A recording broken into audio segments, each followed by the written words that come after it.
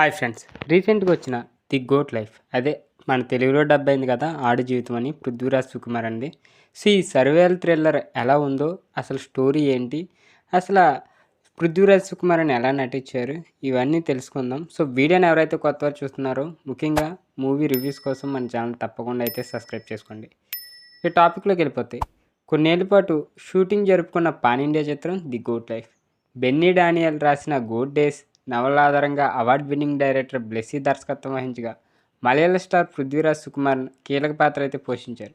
ఎప్పటి నుంచో వార్తలు వినిపిస్తూ వచ్చిన ఈ చిత్రం ఎట్టకేలకు రీసెంట్గా అంటే ఈరోజే రిలీజ్ అయింది గురువారం. సో తెలుగులో ప్రముఖ నిర్మాణ సంస్థ మైత్రి మూవీ మేకర్స్ చెందిన పంపిణీ సంస్థ అయితే విడుదల చేసింది. ఇక ఈ మూవీ ఎలా ఉంది, పృథ్వీరాజ్ ఎలా నటించారో తెలుసుకుందాం. అసలు కథ ఏంటంటే, నజీద్ మహమ్మద్ ఉపాధి కోసమని తన స్నేహితుడు అకీమ్తో కలిసి సౌదీ వెళ్తాడు.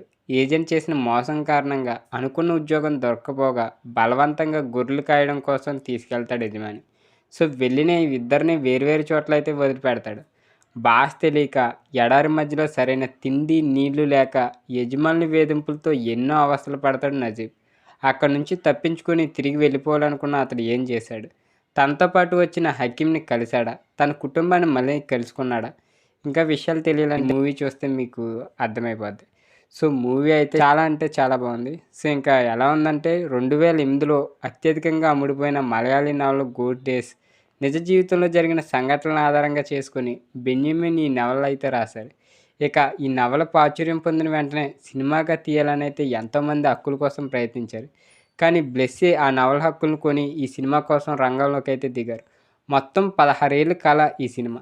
దాదాపు 10 ఏళ్ల పాటు స్క్రిప్ట్ పనుల్ని, 6 ఏళ్ల పాటు షూటింగ్ జరుపుకుంది. సుదీర్ఘకాలం తర్వాత ప్రేక్షకుల ముందుకైతే వచ్చింది. ఎడారిలో చిక్కుకుపోయిన వ్యక్తులు తమ మనుగడ కోసం సాగించే సాహసోపేతమైన ప్రయాణమే ఈ మూవీ. సో మనమే ఎడారిలో చిక్కుకుపోయి అనిపించేలా అత్యున్నత విజువల్స్ ఈ సినిమాకి అయితే ప్రధాన హైలైట్ అనే చెప్పొచ్చు. ఇంటి పక్కన ఉన్న చెరువులో పనులు చేస్తూ పొట్ట పోసుకునే వ్యక్తి తన కుటుంబానికి మంచి భవిష్యత్తుని ఇవ్వాలనుకుని దేశం కాని దేశానికి వెళ్తే తీరా అక్కడ తాగేందుకు గుక్కిడి నీటి కోసం ఇబ్బందులు పడే తీరు మనసులను కలిచేస్తుంది. అది మొదలు నజీబ్ పాత్రతో కలిసి ఆడియన్స్ అయితే ప్రయాణం చేస్తాడు. ఇక ఎడారిలో గొర్రెల కాపరిగా జీవితాన్ని ఒకవైపు, ఊళ్ళో కుటుంబంతో కలుసున్నప్పటికీ జీవితాన్ని మరోవైపు చూపిస్తూ ఇక మనకి ఫస్ట్ హాఫ్ మొత్తం తీర్చిదిద్దాడు డైరెక్టర్. ఇక సెకండ్ హాఫ్కి వచ్చేసి మొత్తం మనుగడ కోసం సాగే అడ్వెంచరస్ పోరాటం అనే చెప్పొచ్చు.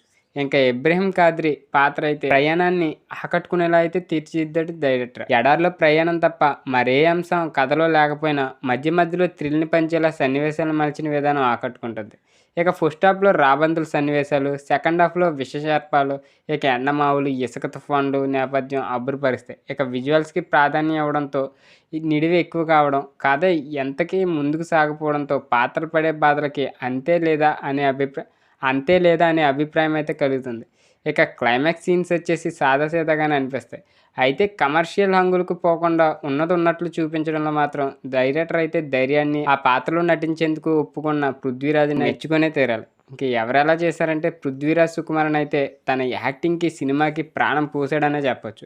ఇక నజీబ్ పాత్రలో అయితే ఒదిగిపోయాడు. ఇక తన యాక్టింగ్తో ఆడియన్స్ని బాధని అనిపించేలా అయితే చేస్తాడు. ఇక సిల్వర్ స్క్రీన్ మీద అయితే మనకు కనిపించిన విధానం, ఆ క్యారెక్టరైజేషన్ తగ్గట్టు ఎప్పటికప్పుడు తను మార్చుకుంటూ యాక్టింగ్ అయితే చాలా సినిమాకే మెయిన్ అట్రాక్షన్ అనే చెప్పొచ్చు.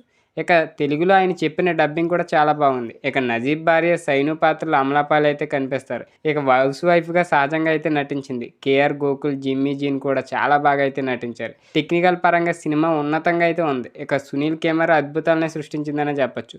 ప్రతి ఫ్రేమ్ ఎంతో హై బడ్జెట్గా అయితే మనకి కళ్ళు ఆర్పకుండా చూడాలనిపించేలా అయితే ఉంటుంది. ఇక మనకి ఎడారి అందాలను అయితే ఈ రిలీజ్ చేసిన తీరు అయితే చాలా బాగుంటుంది. ఇక ఏఆర్ రెహమాన్ సంగీతం మరో బలం కథగా. ఇంకా ముఖ్యంగా మ్యూజిక్తో అయితే కట్టిపడేసాడు ఏఆర్ రెహమాన్. దర్శకుడు బెస్లీ ఈ కథను ఊహించిన తీరు అద్భుతంగా ఉంది. ఇక నిడివి పరంగా జాగ్రత్తలు తీసుకుని ఉంటే ఇంకాస్త బాగుండేది. ఇక సినిమాకి ప్లస్ పాయింట్స్ వచ్చేసి పృథ్వీరాజ్ యాక్టింగ్, ఇంకా విజువల్స్, మ్యూజిక్, ఇంకా స్టోరీ అనే చెప్పొచ్చు. ఇక మైనస్ అంటే ఏమీ లేదు, ఒక్కటే అది లెంత్ అనిపించడం.